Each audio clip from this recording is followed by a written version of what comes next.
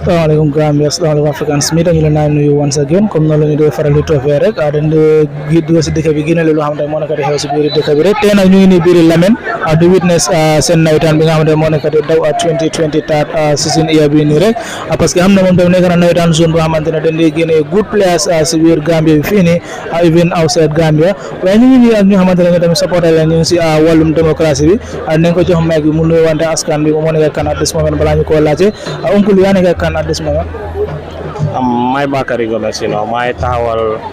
side the committee we jox democracy fii nii pour ñu take care of during the course of the nawetaan mooy pour collect gate taking si bunta bi fale na le ak also tamit toogu yi tamit fii nii ñun lañ jox opportunity bi pour ñu ko rent out then funds yooyu noonu dañ ko use waat back pour development di field bi nii because field bi yàgg naa mel nii so we want to take few steps ahead to match other football fields around the country so loolu moo nekkoon suñ taxawaay Yeah, role is very important parce que ñëpp xam ne football something loo xamante ne moo di andi unite together wala moo andi development si country wala si gox bi nga xamante ne ñoom ñoo nekk di compete wala ñoom ñoo nekk di def nawetaan bi te gis nañ nawet nekk na zone boo xamante Lamen nekk na zone boo xamante daf dee génne good players lot of good players ñoo jóg génne biir Lamen di like of Omar Koli mu ngi represent Gambia outside ak leneen te he is from Lamen te at this moment ñu nekk di play fi ne daal so lot of talent yoo xamante ne suñ leen dimbale tuuti rek ne mën a expand wala nekk something big tomorrow amba loo feel comme bu ñu la joxee rôle bu noonu pour yow nga nekk si wàllum démocratie bi ngay collect gate ticket pour at least you guys to develop this speech what do you feel? Yeah, dañ feel ne xam nga football yëpp at top level yëpp daf they begin from grassroots level so the conditions here right now are not very much conducive for these these young talents ak spectators yu dee ñëw fii nii tamit the environment is not yet accommodative for them so loolu moo taxit ñun loolu bokk na suñ jóg lu tax ñu jóg because soo xoolee pitch bi nu mel nii right now suuf la and then dañ di am a lot of talents yoo xam ne dañ di bëgg a expose seen talent waaye duñ dee mën a am access because of the ground nga xool tamit spectators tamit suñ ñëwee su starté di taw da ngaa gis ne duñ dee comfortable anymore ñu bëri dañ dee ñibbi and we feel bad about it because fay nga sa ticket fay sa toogu waaye taw bi start na rek doo mun a seetaanaat game bi foog nga ñibbi because maybe fi nga jógee dafa sori so ñun dañ doon plan pour ñëw up maybe with suñ collecté funds as much as we can then ñu try seet naka la ñoo accommodate with a pavilion to accommodate the people the spectators and also tamit dafa nekk in the bigger plans maybe through the main LSDA through the main football association da nga gis ne pitch bi tamit nañ mun a seet naka la ñoo defee pour mu mun a nekk a very conducive ground pour young talents yi nii ñu mun a wane seen talents at their best level soo xoolee ground bi nu mel nii su tawee maybe da nga ñëw fekk tawut waaye su tawee daf di over bari ndox so ball bi nu mu dee war a dawee du daw ay dañu cancel game bi which takes much more time pour tournament bi mu jeex than the committee has planned or some other problems in relation to too much of water during rain so loolu moo nekkoon problem si right now and suñ taxawaay soo xoolee that is also part of the plans pour ñu mun a am a very good pitch pour suñu young footballers yi nii ak also ñu am pavilion pour suñu spectators yu dee ñëw fii nii so soo xoolee loolu noonu xaalis suñ dee collect fii nii si toogu yi ak gate taking si du mun a mut loolu noonu so ñu ngi try pour come up with plans with fundraising committees pour ñu xool naka la ñoo mun a engage stakeholders pour ñu bokk ak ñun ñu help ñu with resources muy personnel muy material muy finance we need everything so ñu ngi yuga tamit naka la ñoo ibiyee GoFund Filiba filling of account bank account nga gis ne ñoo xamante ne dañu bëgg a jàppale in any form financial form mun nañ koo saani si bank account boobu noonu although prepare nguñ loolu noonu but it's also on the plan. It's also a form of trying to get money from people. Individuals si tamit dinañ leen dem joti through writing or interpersonal conversations between our committee and them. So anyway daal ñu ngi am so many plans pour naka la ñoo mën a taabee funds because gëm nañ ne daal 100% xaalis bi ñoo jot si bunta bi fii nii ak toogu yu ñoo rent out nii cannot meet our development objectives by any means. So we must rely on outside donors and we will try to get to them as soon as possible. Yeah, as soon as possible. Comme nako is very important parce que Lamin yeen solo ko liggéey rek it means keneen du jógee outside from Lamin mu ñëw mu liggéey foofu noonu so yéen a ko mën a liggéey so that Lamin mu nekk standard field wala mu nekk standard zone biir Gambia fii nii although nekk na zone ba nekk zone bu ndaw biir Gambia fii nii dindi so ñëw in time of nawetaan wala zonals ak lu mel ni loolu then they def something extremely and def so lu su fekkee demee they always do surprise foofu noonu parce que tele ñu dee génne suma waayam so lu mel ni loolu noonu at least we expect maybe next 2-3 years pitch bi nii mu nekk at least one of the best pitch in Gambia fii nii and we are really expecting football field bi dafa yaaga du tey a lot of stars comme noo ko waxee si sa start nii wax bi a lot of stars génn nañ fii nii ñoo xam ne dañ dem ba squad level du benn du ñaar ak yeneen football categories yi nii dafa bari from Lamin because Lamin football field bi daf dey accommodate a lot of football clubs from different parts of from these satellite villages around Lamin ay Daranka Mandinaring Kunkujang Banjulunding so many areas be Abuko which is not even part of our area but then teams dañ dee jógee from that side also ñu ñëw fii nii so nga gis ne daf dee mën a accommodate a lot of communities si tournament bi fii nii so that makes it unique among the rest of the zones so da nga gis ne crowd bi field bi daf dee fees game in game out depuis 3 o'clock games yi dañ dee door di fees 25,000 to 30,000 of chairs lañ dee rent out every day tickets yi tamit dañ dee over bari si luñ dee jaay so da nga gis ne xam nga dafa nekk zone boo xamante ne people love the game because of it's a special game Thank you very much. ñu ne biir Lamin rek si football field bi rek di witness this year 2023 nawetaan season bi rek biir Lamin fii nii rek waaye ñu ngi fii nii ak seen sport président bi rek ko xamante moo nekk the president of the sport fii nii rek dinañu waxtaan ak moom about this year nawetaan bi lu mu nekk di demee ak nu ko gars starté ongul balaa ñu gën a proceed dem si kanam rek mu nga wax askan bi yoo nekk kanam this moment. Anyway, thank you very much. My name is Hassan Abisise. As I always say, I'm a native of Kudang and a resident of Lamin, full-time resident for that matter. Yes. So as we speak, I've been voted into office as the president of Lamin Sport on the 8th of July 2023 to serve for a 4-year mandate to serve in the capacity as the president of Lamin Sport Development Association, in seeing that the sport of Lamin is taken to the height that is expected by the stakeholders from us. Yes. Yeah, that's good. You are elected by Lamin people at this year. Which kind of challenges do you face since the time they elected you as a president this year season? Well, I have to be honest here. So far, so good. I haven't faced challenges that I think are to be noted by outsiders. Really and truly, there are very few challenges, and those ones are things that we can come over them, and we are doing that gradually. It's a gradual process. Administration and management is a day-to-day work,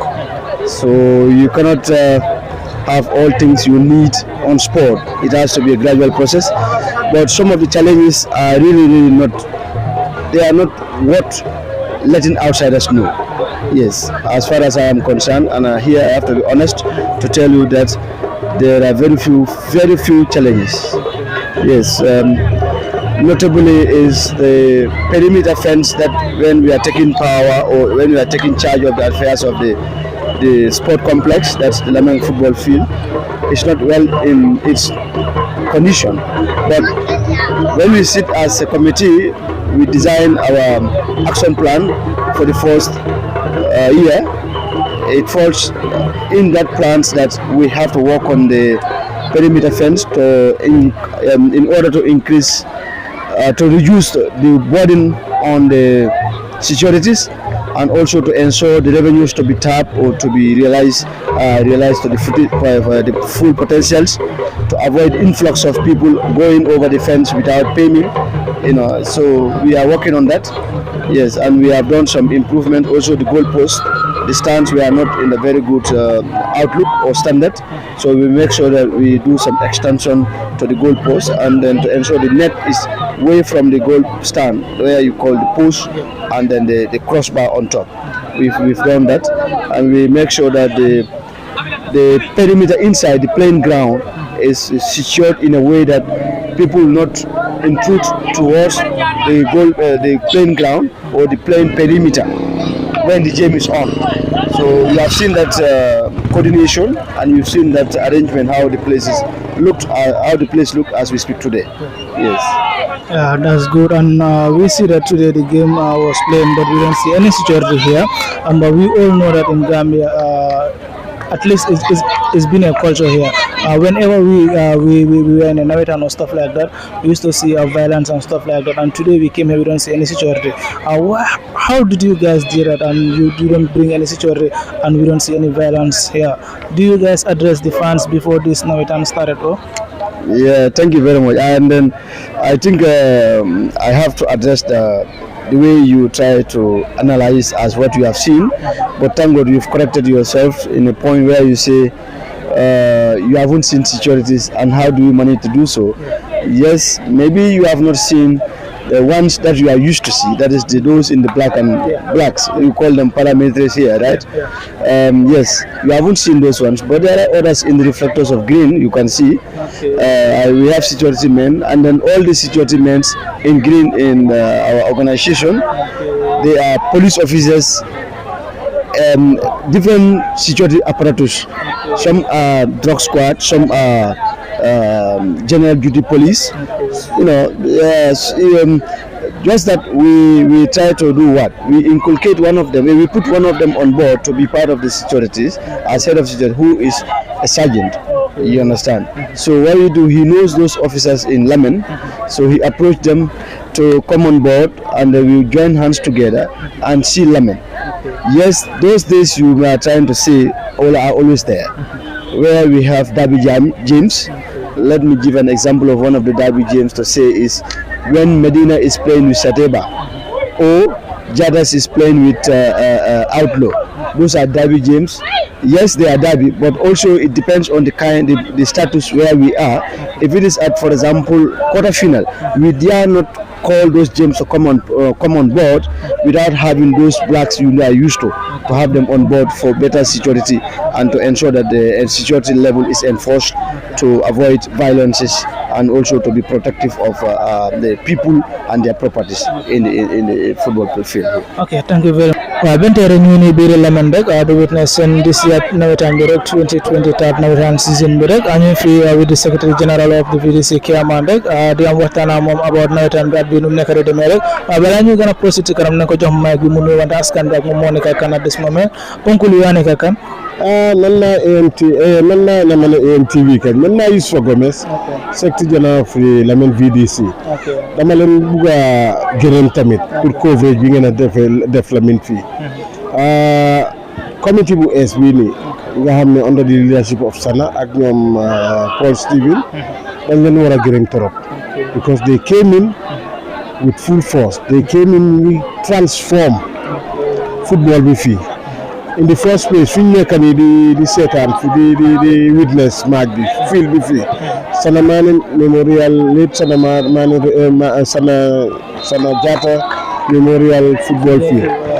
boo fi duggoon before gars yi di ñëw dafa doy yaram trop bés bi gars yi jëlee nataal bi yónnee ko ñun VDC bi dañ surprise waaye within balaa ñoo start nawetaan proper fekk def nañ a lot of changes and the organization is just superb. It's just superb. So on behalf of the VDC, on behalf of the village leadership,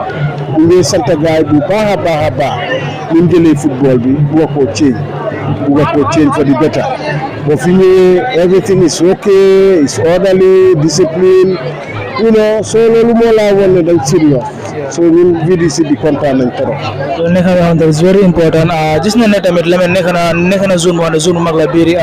Gambia fii nii parce que soo xoolee Lamine Gambia football yi bëri ñoo fi ñoom dañu ngi represent even seen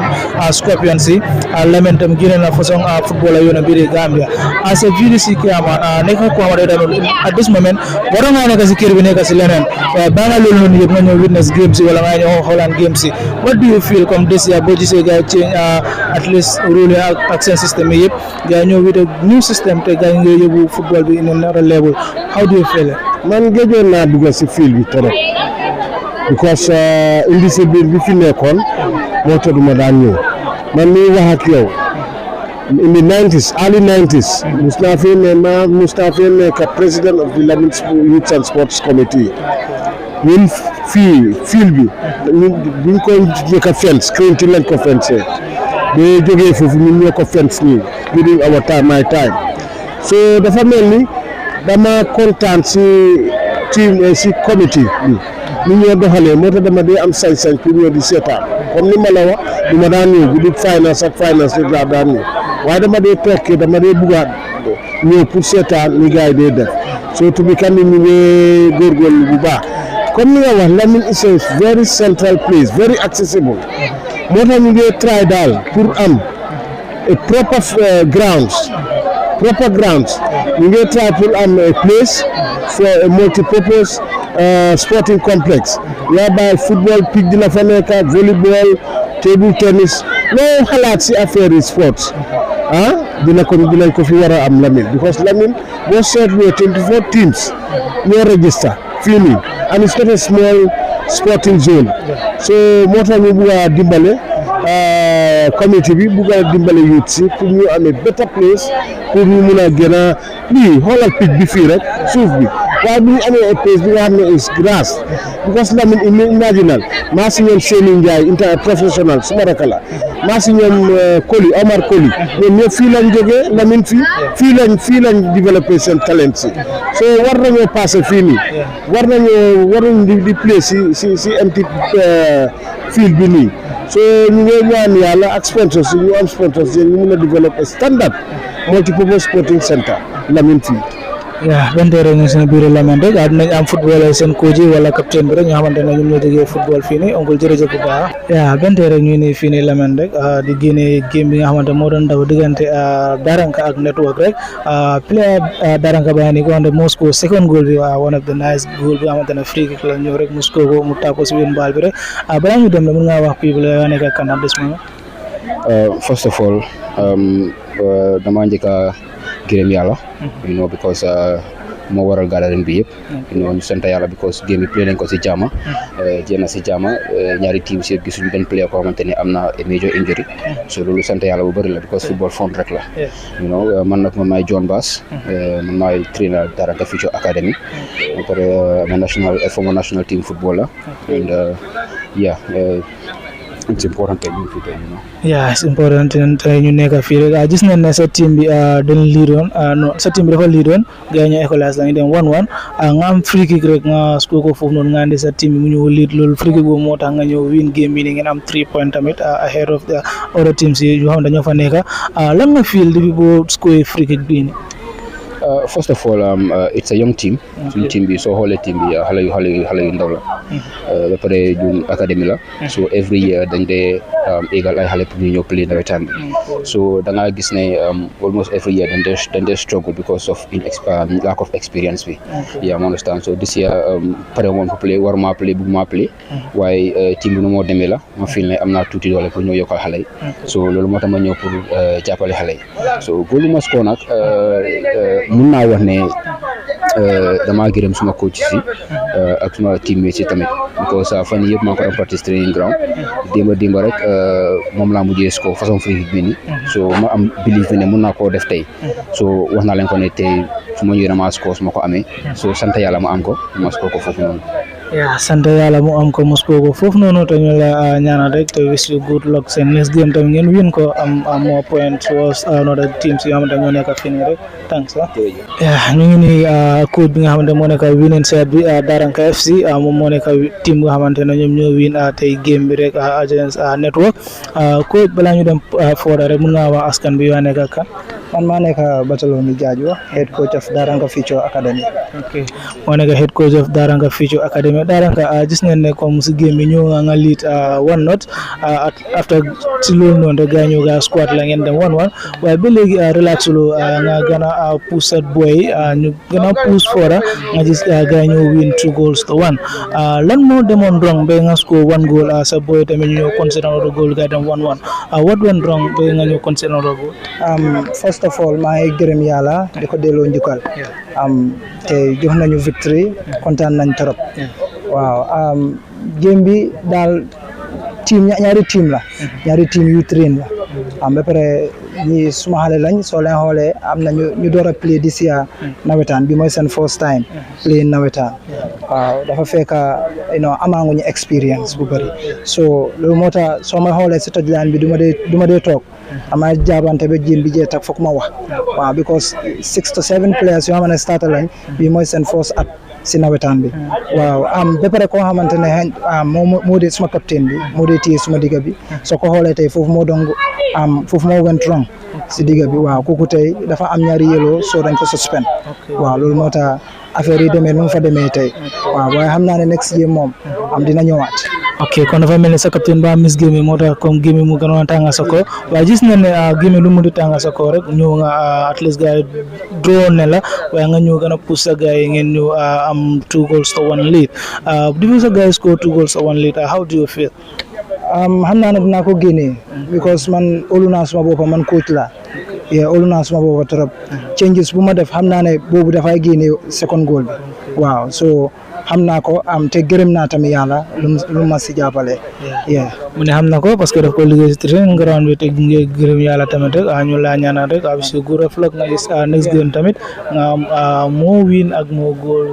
amiin thanks a lot game kala ngeen seet benn rek ñu ngi nii si fii nii Lamin rek di witness game bi xamante ne moo doon daw diggante Daranka ak network rek waaye ñu ngi nii fii ak head coach network bi rek Uncle yaa nekk kan at this moment balaa ñuy proceed thank you very much man maa nekk Lamin Manga di head coach of network. ok moo nekk Lamin Manga di head coach of network network moo nekk team bi xamante moo nekk di losing side bi moom moo lose game bi gis nañ ne Daranka daf la winoon 1-0 after nga ñëw nga equalize ko 1-1 waaye gars yi ñëw gars yokkal la beneen goal lan moo demoon wrong ba nga ñàkk a game bi nii tey. First of all, I will just congratulate Daranka for their efforts. Though this year we have a new team, that is the youth. So by so this year, because of the pitch, most of our players we lost most of our players to Serekunda or other zones. So this why I told them in football when you have chances, you create chances, you have to score. If you don't score, the opponent can come and score. So more that. moo leen dal foofu noonu rek gis nañ ne game bi ni lose nga ko la moo nekk sa preparation towards next game tamit football time moom comme luñ gars yi di wax rek win or lose. You understand? So because we played 2 games, unfortunately we played very good football. We create chances and we miss our chances. The opponent they have their chances, they score us, they won us. So now we are going back to the drawing board to prepare better. We need to win all those 2 remaining games. It's a must-win game. So simple from there, we are a pool of 5 teams. So any team can qualify. From there, other teams, the leading teams, bring on 4 points. 3 teams still on 4 points. Most of them they play 3 games. They will not play 2 games. So we are remaining with 2. So probably soon we soon 2 games here. Then I'm 6 points. So we have a chance of qualifying. We are not give up. We are there to fight back. Yeah, you guys have chance to qualify and wish you best of luck. At least ngeen tamit ngeen qualified this year to Nawetaan season bi si Lemon fii nii rek 2023 at la gërëm